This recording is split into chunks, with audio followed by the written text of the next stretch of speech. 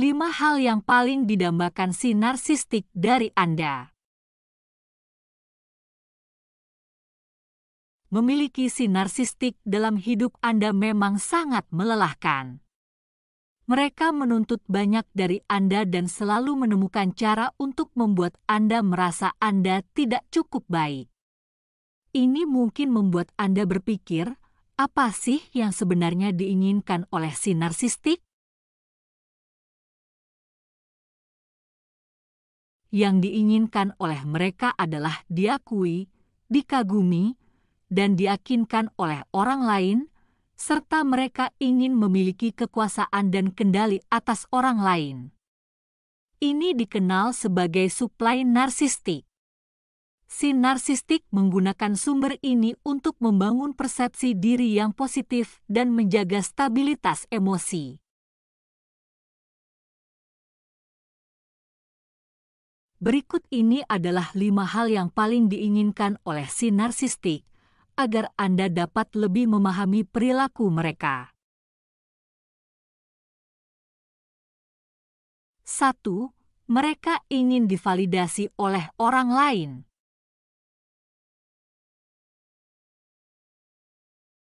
Divalidasi oleh orang lain berarti pikiran, perasaan, emosi, kebutuhan, pengalaman, nilai-nilai, dan keyakinan Anda diakui oleh orang lain. Bagi si narsistik, penting untuk diakui oleh orang lain karena mereka memiliki harga diri yang rapuh. Artinya, perasaan harga diri mereka tidak menentu atau tidak stabil dan didasarkan pada pandangan positif yang tidak realistis. Orang dengan harga diri tinggi yang rapuh bergantung pada validasi eksternal untuk pandangan positif mereka terhadap diri sendiri. Bagi si narsistik, kurangnya validasi berarti mereka tidak dapat mempertahankan pandangan positif terhadap diri palsu dan ini memicu semua pikiran, perasaan, dan emosi yang menyakitkan. Salah satu cara paling umum bagi si narsistik untuk mendapatkan validasi adalah dengan mirroring. Dalam konteks ini, mirroring mengacu pada taktik manipulasi yang terjadi ketika si narsistik menyerap banyak informasi tentang identitas Anda dan menggunakan informasi tersebut untuk membuat identitas palsu mereka. Misalnya, Anda memberitahu si narsistik bahwa salah satu anggota keluarga Anda sakit parah dan dirawat di rumah sakit. Mereka dapat menggunakan informasi ini untuk meniru Anda dengan mengatakan, "Paman saya meninggal tahun lalu karena kanker. Saya sangat memahami apa yang sedang kamu alami saat ini." Seiring waktu, jenis interaksi ini akan membuat Anda merasa didengarkan, dipahami, dihargai, tidak sendirian, dan akan mendorong Anda untuk secara alami memvalidasi si narsistik karena Anda merasa memiliki banyak kesamaan. 2. Mereka ingin dikagumi orang lain.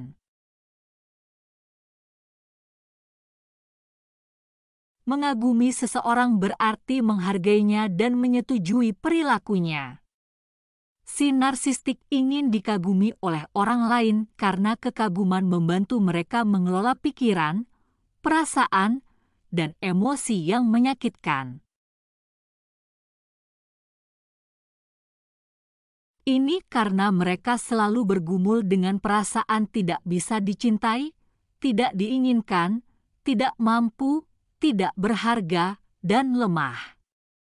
Mereka tidak dapat mengelola pikiran, perasaan, dan emosi tersebut sendiri karena mereka memiliki kecerdasan emosional yang rendah.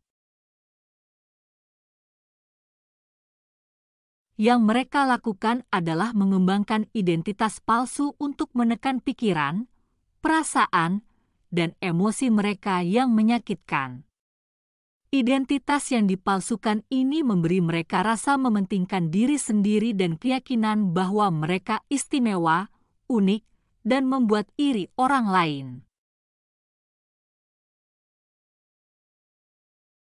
Salah satu cara mereka mempertahankan persepsi diri positif yang tidak realistis ini adalah dengan kekaguman.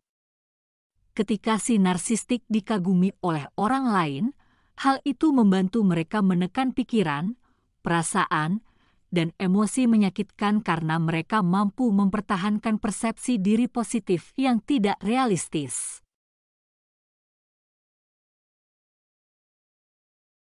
Ketika mereka tidak mendapatkan cukup kekaguman, perasaan dirinya yang tidak pasti dan tidak stabil membuat semua pikiran, perasaan, dan emosinya yang menyakitkan terpicu. Artinya, alih-alih merasa penting, istimewa, dan unik, mereka malah merasa tidak dicintai, tidak diinginkan, tidak mampu, tidak berharga, dan lemah.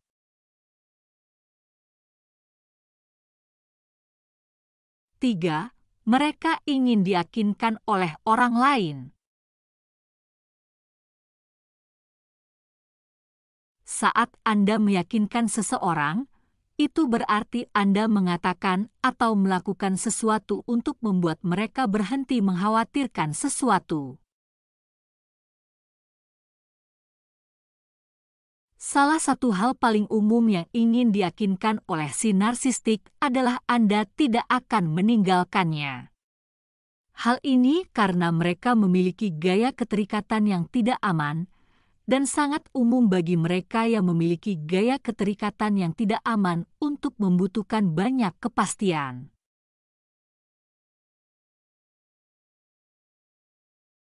Istilah gaya keterikatan digunakan untuk menggambarkan berbagai cara kita berinteraksi dan berperilaku dalam hubungan. Teori ini dari John Bowlby, seorang psikiater, dan Mary Ainsworth, seorang psikolog, yang memperkenalkan teori keterikatan pada tahun 1950-an. Teori ini berfokus pada hubungan yang kita miliki dengan pengasuh utama kita saat masih bayi. Selama penelitian mereka, Bowlby dan Ainsworth mengidentifikasi 3 gaya keterikatan, yaitu aman, cemas, dan menghindar. Gaya keterikatan ini mengikuti kita hingga dewasa. Orang dewasa dengan gaya keterikatan cemas biasanya membutuhkan, cemas, dan memiliki harga diri yang rendah. Mereka ingin dekat dengan orang lain tetapi takut orang lain tidak mau dekat dengan mereka. Orang dewasa dengan gaya keterikatan menghindar biasanya menghindari hubungan dengan orang lain. Mereka mengandalkan diri mereka sendiri dan mendambakan kebebasan.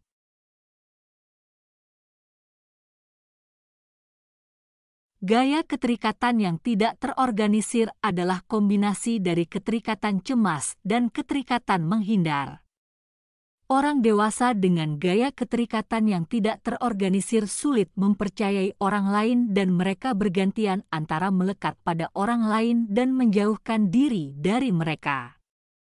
Banyak narsistik memiliki gaya keterikatan yang tidak terorganisir dan mereka membutuhkan kepastian yang berlebihan dalam suatu hubungan. 4. Mereka ingin memiliki kekuasaan atas orang lain.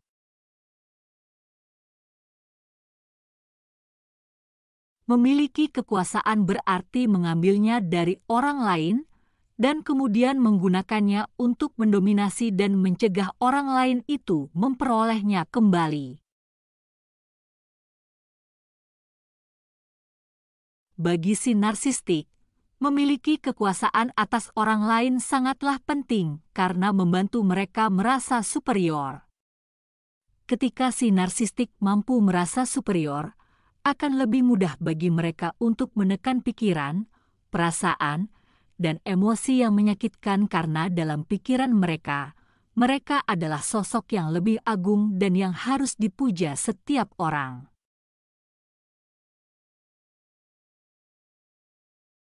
Salah satu cara paling umum yang mereka lakukan untuk mencapai hal ini adalah melalui pelecehan keuangan. Ada 3 jenis pelecehan keuangan yang digunakan oleh si narsistik untuk mendapatkan kekuasaan atas Anda.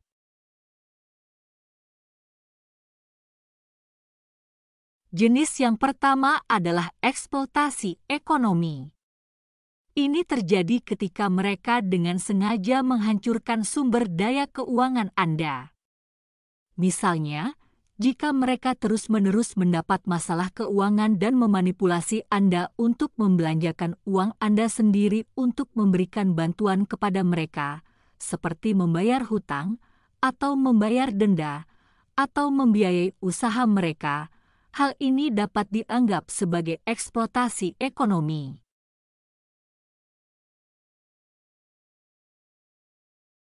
Jenis kedua adalah pengendalian keuangan. Inilah saat mereka menggunakan manipulasi untuk mengontrol stabilitas keuangan Anda.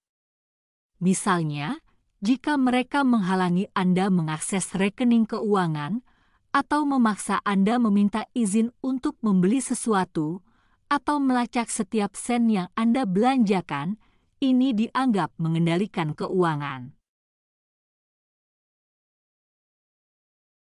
Jenis ketiga adalah sabotase lapangan kerja. Ini terjadi ketika mereka menggunakan manipulasi untuk membuat Anda berhenti dari pekerjaan atau mencegah Anda mendapatkan pekerjaan. Misalnya, jika mereka melarang Anda melakukan pekerjaan tertentu atau membuat Anda mendapat masalah di tempat kerja Anda dengan terus-menerus menelepon, mengirim WA, atau berseteru dengan kolega dan atasan Anda, atau membuat anak Anda tidak terurus sehingga Anda harus berhenti bekerja, hal ini dianggap sabotase pekerjaan.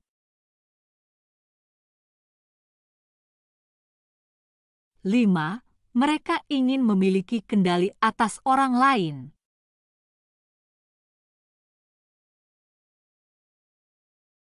Kecenderungan yang dimiliki si narsistik dan taktik manipulasi yang mereka gunakan dirancang untuk memberi mereka kendali penuh terhadap lingkungan sekitar.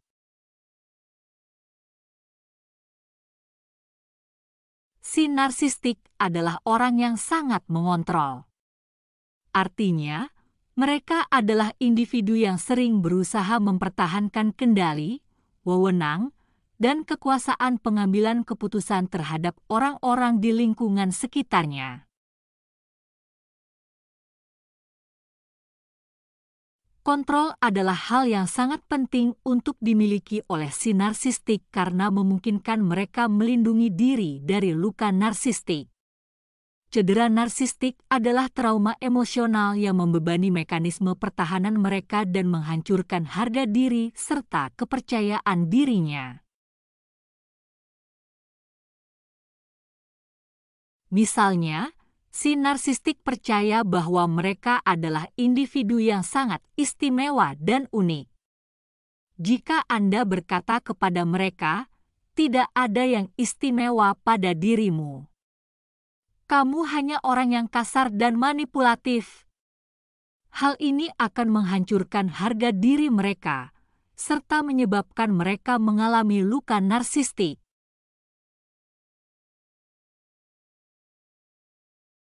Ketika si narsistik mengalami cedera narsistik, semua pikiran, perasaan, dan emosinya yang menyakitkan terpicu dan mereka mulai merasa tidak dapat dicintai, tidak diinginkan, tidak mampu, tidak berharga, dan lemah.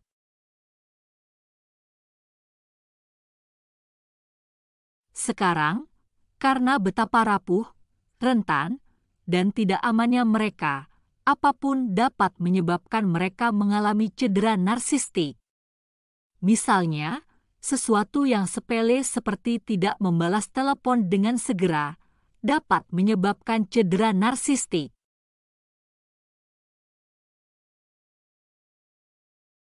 Ketika si narsistik dapat mengendalikan lingkungan sekitarnya, mereka memiliki peluang lebih besar untuk menghindari cedera narsistik.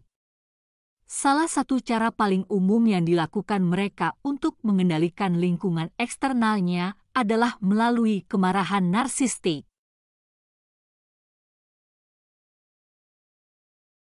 Kemarahan narsistik adalah respons yang eksplosif, tidak dapat diprediksi, dan tidak dapat dibenarkan yang dimiliki oleh si narsistik terhadap luka narsistik.